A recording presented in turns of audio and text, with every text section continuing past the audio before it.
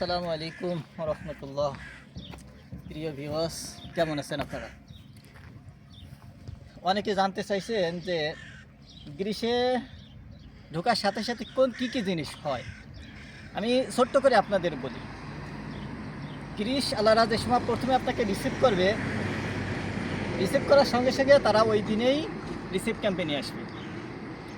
ওই ক্যাম্পে কারো 3 দিন, কারো 5 দিন, কারো 1 মাস, এমনও হয়েছে যে আমাদের যে ব্যাচে ছিল, আমাদের পিছনে ঢুকছে, তারা 24 দিন পর্যন্ত ওই ক্যাম্পের মধ্যে ছিল, রিসিভ ক্যাম্পের মধ্যে।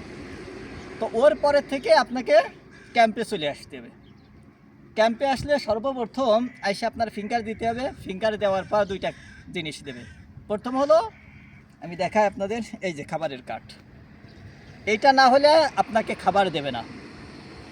আর কোনো জায়গায় বাইরতি বা যে এলাকায় আছেন বা যেই দ্বীপে আপনি আছেন সেই দ্বীপে একটা কাগজ দেবে। ওই কাগজটা না হলে আপনি কখনো ঘুরতে পারবেন না। সেটা হলো এই যে, এই কাগজটা না হলে আপনি কোনো জায়গায় ঘুরতে পারবেন না।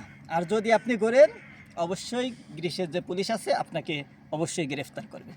তো এই জন্য সংক্ষেপে হলো আপনাদের জানানোর চেষ্টা করছি। এরপরে আরও বিস্তারিতভাবে একটা ভিডিও আপনাকে জানাই দেব এবং আপনারা এই বিষয়ে অবগত হবেন। আসসালামু আলাইকুম, দেখা হচ্ছে পরের ভিডিওতে।